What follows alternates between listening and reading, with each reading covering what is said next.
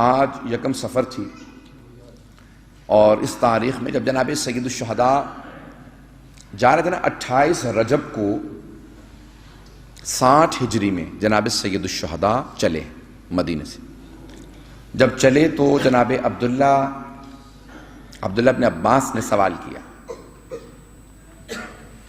کہا کہ مولا عراق والوں نے آپ کے بابا کے ساتھ وفا نہیں کی تھی، پھر آپ کے بھائی حسن کے ساتھ بھی وفا نہیں کی، عراق والوں پہ بھروسہ مت کیجیے. مولا نے کہا میں جانتا ہوں کہ وہ وفا کریں گے نہیں میرے ساتھ. کہا پھر آپ عراق کیوں جا رہے ہیں؟ کہا میں شہادت کے لیے جا رہا ہوں.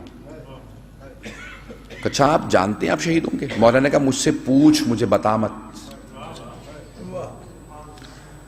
کہا مولا پھر مجھے یہ سمجھ میں نہیں آ رہا کہ آپ بہنوں کو ساتھ کیوں لے جا رہے ہیں؟ جناب عبداللہ ابن عباس کہنے لگے مولا مجھے یہ سمجھ میں نہیں آ رہا بہنوں کو ساتھ کیوں لے جا رہے ہیں؟ مولا نے کہا کہ میری قربانیوں کی وجہ سے اسلام بچے گا، اور میری بہنوں کی وجہ سے میری زحمتیں، میری قربانیاں بچیں گی. میری بہنوں کا جانا بہت ضروری. مشیت الہی یہ ہے کہ میری بہنیں میرے ساتھ جائیں. ارادہ نہیں، مشیت کہا. ارادہ اور مشیت میں بھی فرق ہے. اب وقت نہیں کہ تفصیل میں جا سکوں. ارادہ خواہش کا نام ہے، چاہت کا نام ہے. مشیت فیصلے کا نام ہے. کا فیصلہ پروردگار یہ ہے کہ میری بہنیں میرے ساتھ جائیں. کیوں جائیں بہنیں؟ کہا کہ یہ ساری میری زحمتوں کو بچائیں گی. یزید کیا سوچ رہا تھا کہ اس نے چاروں طرف سے گھیر کے امام حسین کو میدان کربلا میں شہید کر دیا. اب وہ یہ سوچ رہا تھا میں نے مار دیا سب کو، اصحاب کو، بیٹوں کو، سب کو مار دیا، اب کچھ نہیں بچا. لیکن عزیزان گرامی جہاں جہاں سے جناب زینب گزرتی تھی نا، جہاں تھوڑا سا بھی مجمع دیکھتی تھی بی بی فوراً کہتی تھی ایھا الناس لوگو، یہ باغی کا نہیں نواسہ رسول کا قافلہ ہے، یہ نواسہ رسول کا سر. بی بی ہر جگہ تعارف کرواتی تھی. تھوڑا سا اگر میں وقت زیادہ لوں گا تو میرے ساتھ رہیے گا. یہاں تک کہ جب ایک مرتبہ عبید اللہ ابن زیاد ملعون کا دربار تھا نا، تو اس نے بی بی سے مخاطب ہو کے کہا کہ خدا نے تیرے بھائی کو مار دیا. تو بی بی نے فوراً کہا خدا لعنت کرے میرے بھائی کے قاتل پہ. جیسے کہا نا خدا لعنت کرے میرے بھائی کے قاتل پہ، تو وہ فوراً چیخنے لگا. کہا کہ لعنت کیوں کر رہی ہیں آپ؟ بی بی نے کہا تجھے کیا تکلیف ہے؟ میں نے تو اپنے بھائی کے قاتل پہ لعنت کی ہے. میں نے اپنے بھائی کے قاتل پہ لعنت کی، تجھے تکلیف کیا؟ وہ جانتا تھا کہ بی بی اس ایک جملے میں سب کچھ کہہ گئی. اب غور کیجیے گا عزیزان گرامی. جیسے ہی بی بی نے خطبہ شروع کیا نا عبید اللہ ابن زیاد کے دربار میں، تو وہاں پہ حضرت عبداللہ عفیف موجود تھے. انہوں نے صرف الفاظ سنے بی بی کے خطبے کے. دونوں ان کی آنکھیں نابینا ہو چکی تھی، ایک جمل میں دوسری صفین میں. تو انہوں نے فوراً آواز دے کے پوچھا، کہا یہ کون ہے جو علی کے لہجے میں خطبہ دے رہا ہے؟ علی کی شہادت کو 20 برس سے زیادہ ہو چکے ہیں، یہ کون ہے جو علی کے لہجے میں خطبہ دے رہا ہے؟ تو کسی نے آواز دی، کہا یہ علی کی بیٹی ہے. وہ جناب عبداللہ عفیف تھے، عاشق امیر المومنین تھے. مولا کا نام سننا تھا کہ مولا کی بیٹی. جملے کو پیش کروں یہاں. کہا تم نہیں جانتے وہ علی کے جب یہ آ رہی تھی بیٹیاں، انہوں نے کوفے والوں سے کہا تھا کوفے والوں آج رات کوئی گھر سے باہر نہ نکلے. سنیں گے، سن کے روئیے گا. کہا کوفے والوں آج رات کوئی گھر سے باہر نہ نکلے. تو کوفے والوں نے کہا مولا کیوں؟ کہا کیونکہ آج رات نبی کی نواسیاں آ رہی ہیں. کوفے میں نبی کی نواسیاں آ رہی ہیں. کہا جب پہلی مرتبہ یہ بیویاں آئی تھیں تو مولا نے اتنا پردے کا اہتمام کیا تھا کہ رات میں شہر میں لائے تھے اور لوگوں سے کہا تھا کوئی گھر سے باہر نہ نکلے. کہا تم مجمع عام میں لے آیا؟ تو فوراً ایک مرتبہ عبید اللہ کو وہ سرزنش کرنے لگے، لان تان کرنے لگے، سخت الفاظ میں اس سے ہم کلام ہوئے. تو عبید اللہ نے فوراً اشارہ کیا، کہا کہ اس کو قتل کر دو. تو ان کے کچھ جاننے والے ان کو گھر سے وہاں سے فوراً دربار سے لے گئے. اور جب گھر پہنچے تو ان کا کوئی بیٹا نہیں تھا، صرف ایک بیٹی تھی. جب گھر پہنچے تو پھر ان کی کیسے شہادت ہوئی وہ ایک الگ واقعہ مجھے کیونکہ آج شام سے متعلق پیش آیا. تو یہاں جناب عبداللہ عفیف برداشت نہیں کر سکے جب انہوں نے سنا کہ علی کی بیٹی عبید اللہ ابن زیاد کے دربار میں. ایک بہت بڑے ذاکر، ایک بہت بڑے وائز نجف اشرف میں مجلس پڑھ رہے تھے، تقریباً 100 برس پہلے کی بات ہے یہ۔ حضرت آیت اللہ مرزا سید حسن شیرازی کے گھر میں مجلس ہو رہی تھی، ایک واعظ مجلس پڑھ رہا تھا۔ مجلس پڑھتے پڑھتے اس نے جملہ کہا کہ علی کی بیٹی شرابی کے دربار میں آ گئی۔ یہ جملہ سنا مرزا حسن شیرازی نے، انہوں نے کہا واعظ رک جا، ذرا اس جملے کا حق ادا ہو لینے دے۔ بلند آواز سے روتے جاتے تھے، سر کو پیٹتے جاتے تھے اور ایک بات دہراتے رہتے، علی کی بیٹی شرابی کے دربار میں۔ بار بار یہ جملہ دہراتے تھے، آقا بلند آواز سے روتے تھے، روتے روتے آقا بے ہوش ہو کے گر گئے۔ جب ہوش میں آئے تو کہا آقا کیا بات ہے، برداشت نہیں کر پائے؟ کہا میں صرف یہ سوچ رہا تھا امام سجاد نے کیا کیا ہوگا، امام سجاد نے کیسے برداشت کیا ہوگا۔ آج میں پیش کرنا چاہ رہا ہوں تفصیل سے مسائل، کل میں نے مختصر کر دیا تھا، آج سنیں گے ذرا مسائل، تفصیل سے سنیے گا۔ سب سے درخواست کرتا ہوں ذرا مسائل کو ادراک کرنے کی کوشش کیجیے گا۔ آپ نے سنا ہے نا، امام سجاد سے جب پوچھا گیا کہ مولا سب سے زیادہ مصائب کہاں سخت تھا، تو امام نے بہت چیخ کے ایک مرتبہ بلند آواز سے کہا الشام الشام الشام۔ مولا کیوں؟ کہا نامحرموں کا مجمع تھا، ہاتھوں میں پتھر تھے، باغیوں کے نعرے تھے، بالا خانوں پہ مستورات تھی اور پانی پھینک رہی تھی۔ کہا میری پھپھیاں اونٹنیوں پہ تھیں، لوگ پتھر مار رہے تھے۔ کہا اس دوران جب کوئی پتھر مار کے کہتا ہے نا باغیوں کا قافلہ، کہا وہ میں برداشت نہیں کر پاتا تھا۔ کہا مولا اور کیا چیز ہے جو آپ کو شام کی رلاتی ہے؟ کہا مجھے قیدیوں کے ساتھ زمین پہ غلاموں کی طرح بٹھا دیا تھا۔ اجرکم اللہ۔ سنیں بھئی، آپ روایت کو پیش کر رہا ہوں، سوگ نامہ آل محمد سے ریاض القدس سے یکم سفر، آج بیویاں شام پہنچی ہیں۔ میں ایک ہاتھ جوڑ کے سوال کروں آپ سے، کب چلی تھی بی بی؟ 28 رجب کو 60 ہجری میں، اور یکم سفر کو 61 ہجری میں بی بی پہنچی ہیں شام میں۔ کب سے سفر میں ہے؟ 28 رجب سے۔ تو اب 6 مہینے اور 2 دن سے سفر میں ہے بی بی۔ علی کی بیٹی 6 مہینے سے زیادہ ہو گیا سفر میں ہے۔ میں ایک سوال کروں، بی بی کے پاؤں کتنے زخمی ہوں گے؟ ایسا تو نہیں کہ جب یکم سفر کو شام پہنچی ہو تو نالین ٹوٹ چکے ہوں گے، پاؤں میں کانٹے ہوں گے۔ آئیں بھئی مجھے معاف کیجئے گا، میں وہ جملے نہیں کہنا چاہتا جو آپ برداشت نہ کر سکیں۔ بس بھئی ایک یہاں پہ جملے کو پیش کروں گا۔ جب کسی نے پوچھا نا جناب فضہ سے کہ یہ بیویاں جو گزر رہی ہیں کون ہیں؟ کہا یہ نبی کی نواسیاں۔ کہا کیا وجہ ہے کہ جہاں پہ پاؤں رکھتی ہیں زمین سرخ ہو جاتی ہے؟ کہ ان کے نالین ٹوٹ گئے ہیں، پاؤں زخمی ہیں، پاؤں سے خون بہ رہا ہے۔ اجرکم اللہ۔ ایک مرتبہ جناب زینب نے سوال کیا، بیٹا سجاد کیا بات ہے، یہ ہمیں روکا کیوں گیا ہے؟ امام سجاد کی آنکھوں سے آنسو جاری ہوئے، ایک جملہ کہا کہ پھوپھی اماں دربار کو سجایا جا رہا ہے۔ میں سوال کروں آپ سے، سجایا جا رہا ہے یعنی پھول سجائے جا رہے ہوں گے، آیا کوئی پتھر تو نہیں مارنے والا ہوگا؟ بس بھئی کہا پھوپھی اماں دربار سجایا جا رہا ہے۔ بار بار اعلان ہوتا تھا باغیوں کا قافلہ آ گیا۔ شامیوں کو بڑی بہت سنہ کینہ تھا جناب امیر علیہ السلام سے، ہر ہاتھ میں پتھر تھا۔ کہا کہ اے شام والو یہ علی کی اولاد آئی ہے۔ اب آئیں ذرا میں پیش کرتا ہوں، روایت کے الفاظ ہیں جہاں پہ بازار ختم ہوتا اور جہاں پہ دربار کی حدود شروع ہوتی ہیں صرف 40 قدم کا فاصلہ۔ خدا کی قسم میں نے خود جب میں شام گیا تھا نا پہلی مرتبہ، تو بازار جب میں پہنچا تو عجیب و غریب کیفیت تھی، آنکھوں میں آنسو تھے، لیکن جہاں بازار ختم ہوا نا میں نے خود چل کے دیکھا کہ واقعاً جو روایت میں الفاظ ہیں وہ 40 قدم ہیں، 40 قدم تھے، 40 قدم ہیں۔ آپ چل کے دیکھیے گا روایت کے الفاظ ہیں کتنی اذانیں گزر گئے ہیں۔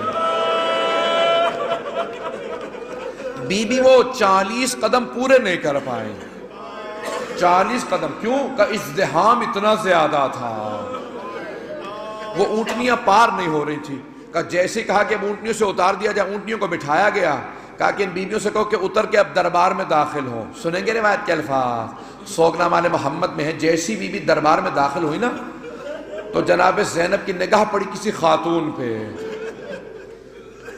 نام ہے ہند۔ ہند بچپنے میں بہت بیمار تھی، ایک یہودی کی بیٹی تھی، اس یہودی سے کہا کہ مدینے میں کوئی علی ہے، اس بچی کو لا علاج قرار دے دیا تھا، کہا جا کے علی سے علاج کرا لو۔ ایک مرتبہ وہ یہودی آیا، کہا میں بڑی امید لے کے آیا ہوں، میری بیٹی بہت بیمار ہے۔ مولا نے کسی غلام کو آواز دی، کہا ذرا پانی لے کے آ، وہ پانی لایا، کہا ذرا میرے بیٹے حسین سے کہہ کہ اس پانی کو ہاتھ لگا دے۔ امام حسین نے پانی کو ہاتھ لگا دیا۔ مولا نے اس یہودی سے کہا جا اپنی بیٹی کے سر پہ پانی ڈال دینا۔ کہا کیوں؟ کہا یہ پانی اسے شفا دے دے گا، میرے بیٹے حسین نے ہاتھ لگا دیا۔ وہ یہودی گھر گیا، بیٹی کے سر پہ پانی ڈالا، بچی کو شفا مل گئی۔ کہا بابا یہ کیسا پانی تھا؟ کہا حسین نے ہاتھ لگایا تھا۔ کہا بابا میں اس حسین کو دیکھنا چاہتی ہوں۔ وہ یہودی امام حسین کو ملانے کے لیے لے کے آیا۔ مولا حسین نے کہا خبردار، جاؤ اس کو میری بہنوں کے پاس لے جاؤ، ہمارے اس گھر میں پردے کا بڑا اہتمام ہے۔ اگر میں جملے پہنچا پایا ہوں تو ہند آئی جناب زینب کے پاس، کہا کہ بی بی مجھے حسین کی وجہ سے شفا ملی ہے۔ تو بی بی نے کہا کہ ہند پہلا کام سیکھنا چاہتی ہے تو پردہ سیکھ لے۔ اس نے فوراً برقع لیا، برقع سیکھ لیا۔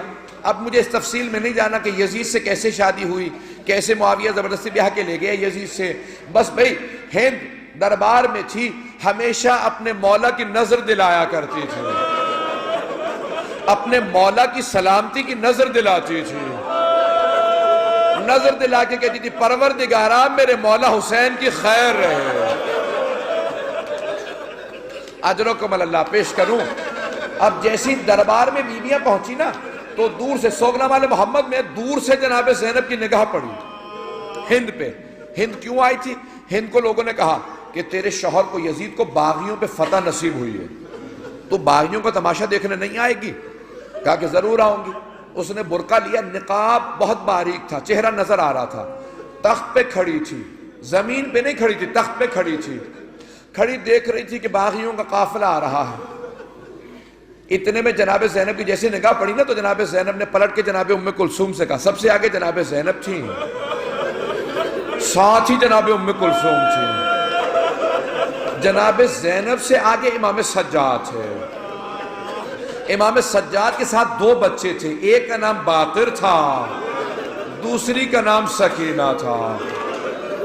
اگر دیکھ سکے میری طرف سنیں گے جملے۔ تو ایک مرتبہ جناب زینب نے پلٹ کے جناب ام کلثوم سے کہا کہ ام کلثوم پہچانا سامنے کون ہے؟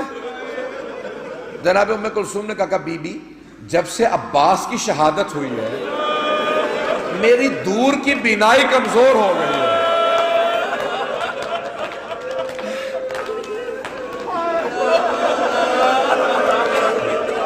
بیوی مجھے دور کی چیزیں نظر نہیں آتی ہیں، عباس کی شہادت کے بعد اب مجھے نظر نہیں آتا صحیح طرح۔ تو جناب زینب نے کہا ام کلثوم ذرا غور سے دیکھو، وہ جو سامنے خاتون کھڑی ہے نا وہ ہند ہے جسے ہم نے پردہ سکھایا تھا۔ اب جناب ام کلثوم سے رہا نہ گیا، کہا بی بی جسے ہم نے پردہ سکھایا تھا وہ تو پردے میں ہے لیکن ہم پردے میں نہیں ہیں۔ اجرکم اللہ، اجرکم اللہ۔ بس بھئی یکم سفر ہے نا، میں نے اس لیے جملے پیش کیے ہیں، مجھے معاف کیجئے گا اگر برداشت نہ کر سکے آگے سب جملے پیش کر رہا ہوں آگے۔ ایک مرتبہ ساری بیویوں نے سر جھکا لیا کہ ہند کا سامنا نہ ہو۔ جب سر جھکائے گزر رہی تھی نا بیویاں، تو ایک مرتبہ ہند نے تخت پہ کھڑے کھڑے آواز دی، کہا من ای بلاد انتم، آپ لوگ کون سے شہر کے رہنے والے ہو؟ تو جناب زینب نے کہا نحن من بلاد المدینہ، ہم مدینہ شہر کے رہنے والے ہیں۔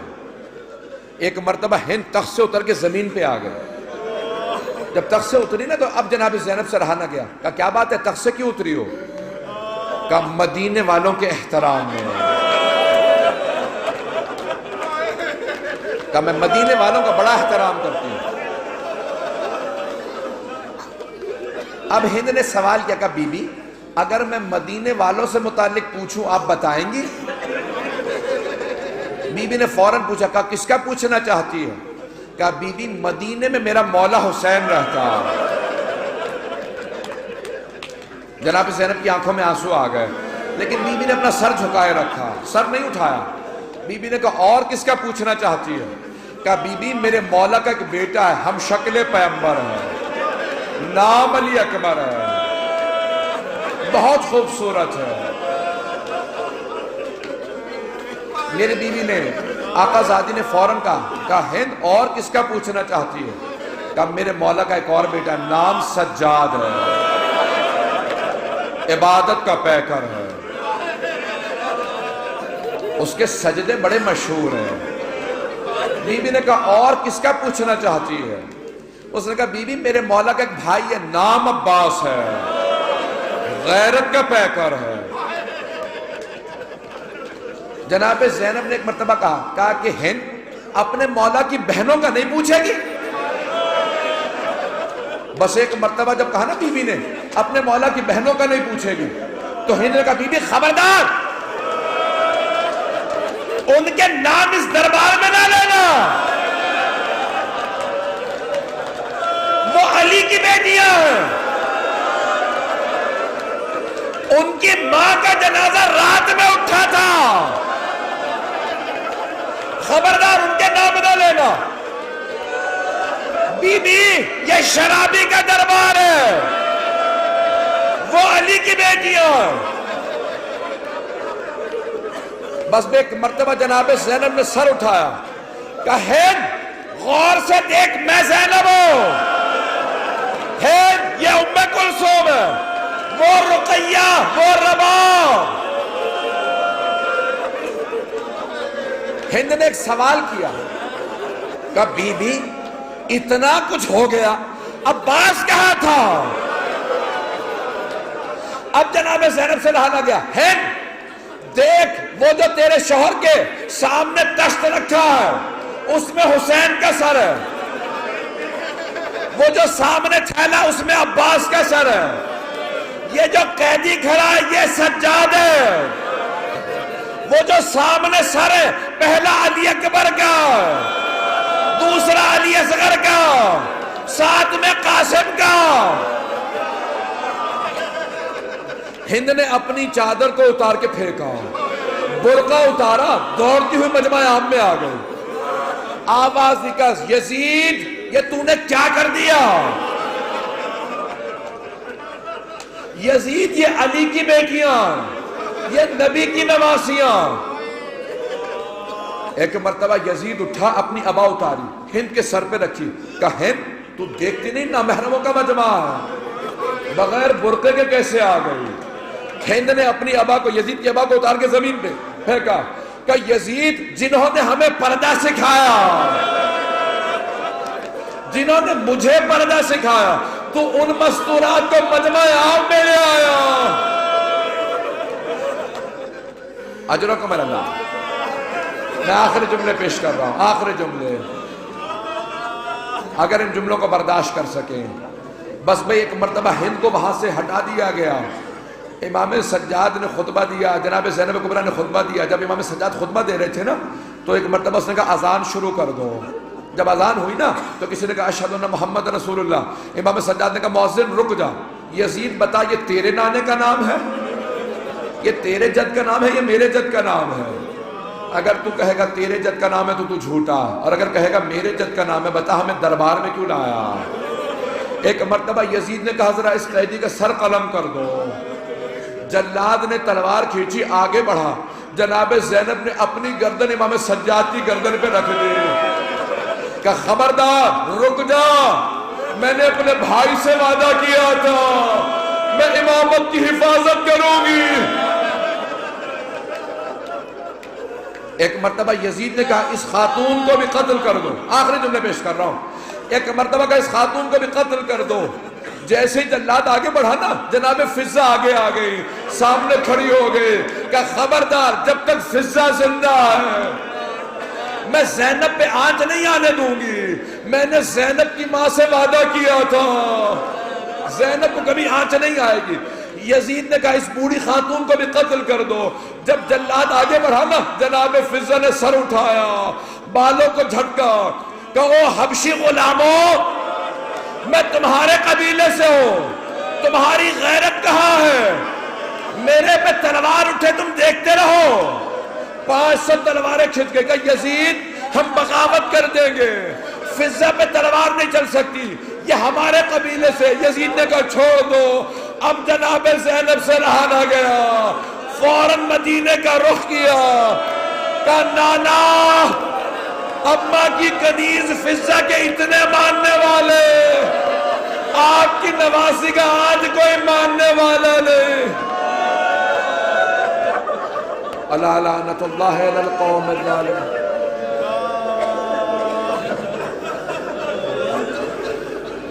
وَسَيَعْلَمُ الَّذِينَ ظَلَمُوا أَيَّ مُنقَلَبٍ يَنقَلِبُونَ۔